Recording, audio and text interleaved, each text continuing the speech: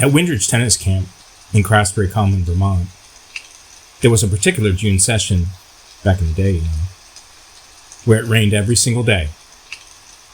Now, when it rains at Windridge, you have to get somewhat creative because there were no indoor courts, and seeing as it would rain for 2 weeks, did I mention that it rained like every single day? So when it rains for like 14 days straight, you don't have to get a little creative. You have to get a lot. Else you go nutty. And that's exactly what was happening to counselors and campers alike. And the campers in my cabin, whose care packages that they so kindly shared with me, had chips that were so moist and stale in like 2 seconds after you opened the bag. Even candy bars tasted like mold. But at Windridge, it's a tennis camp, so you had to teach tennis. And you can't because it's raining, like every single day. So what do? Well, we had to come up with ways to entertain the campers and counselors alike and keep us active. And at least try to teach them something. I mean, maybe it's resourcefulness, or maybe the conditions don't always cooperate. And you have to be resilient during these trying times. What a load of... And get this, we had to get so creative that at times we turned to desperation. Like the one time where we split up all their mornings and sent 40 campers down with the 10 counselors to the barn to play some tennis. Well, we set up a makeshift net in the middle of the barn, and then we lined up about 40 kids on one side and split them up into pairs, and then we ran them through some drills. Well, it got a little nutty down there. I mean, you had to watch out too, because some of the campers were pretty strong and they might beam you, in your Congo bongos. But most of the time, the counselors were pretty on guard, and you had to have a good feeder that would be able to feed in very artful feeds to make sure that some of the stronger kids weren't able to hit the ball as hard as they may have wanted to. And when you stick 40 kids and 10 counselors into a small space like that, it starts to get very hot. And even though we left the doors open, you could also feel the heat permeating in the building itself. The floors were a little bit uneven and saggy. And when we left the doors open, you could see outside the rain just shooting down. And there was an entire, heavy sticky throughout the barn. There was sweaty campers and counselors whose foreheads were dripping wet. So, through one game, we had them practice their volleys, which is hitting a ball out of the air. And, of course, you'd have a counselor that was feeding the ball, and then we set up some targets so that you could always have them hit to a target, and that was quite successful. Well, somebody had the bright idea of putting a counselor in a chair. It may have been me. And the counselor was the target. Well, that created a whole intense competition of who could hit the counselor with the ball. And of course, we gave the counselor a racket to guard their face and their private parts. And then we just let the melee ensue and see what happens.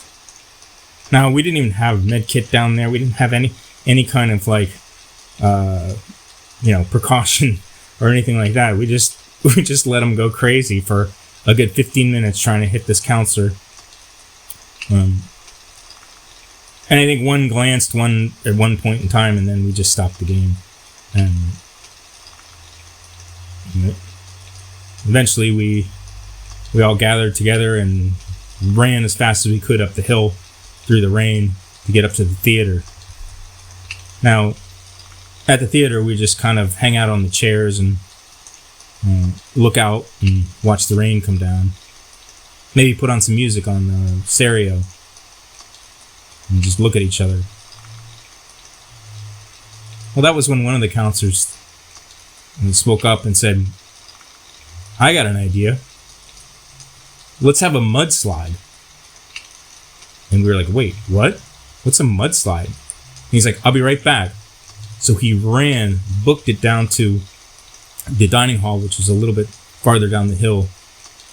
And after a little bit, he came out victorious with a large box filled with garbage bags. And he ran back up, and we all watched him take out one of these garbage bags and then rip a hole in the top of the garbage bag, and then, or the bottom rather, and then also rip some of the sides of the garbage bag for his arms, and then he slipped that over his head and poked his arms through. And then we all watched him as he went back maybe 10, 20 paces from the top of this hill, and he raced down as fast as he could and did a huge belly whop onto the grassy, kind of steep hill, where he slid for approximately about like 4 or 5 feet. And then he stopped, he got up and said, that was fun, and then ran back up the hill once again to do it again. Well, once all the campers and counselors saw this, they all wanted to be a part of it. And then we were all fighting for the garbage bags, like ripping them to pieces and putting them on.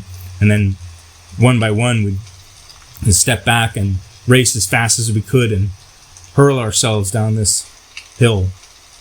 Well, 5 feet turned into 6 feet, and who can go the farthest? 8 feet, 10 feet. The rain was coming down even harder now. We were soaking wet. Well, pretty soon the hill had turned from being a matted down, grassy slide to kind of a mud slide. Yeah, a mudslide. And the faster you went, the faster you ran, didn't necessarily mean you would go faster. Sometimes you just end up into a face full of mud. Well, there were some of us that got kind of bruised up from like rocks and sticks and other things that were in there. But it didn't really matter. We were all having such a great time. And I think the director of the camp heard all this ruckus, and he ran up the hill. And then once he saw everybody, we were thinking, oh shit, maybe he's going to be mad. Well, he wasn't mad. He said, give me that garbage bag. Or somebody give me a garbage bag. And he stepped back as far as he possibly could and gave a running start and threw himself down the hill, and he slid the farthest. He was not a small man.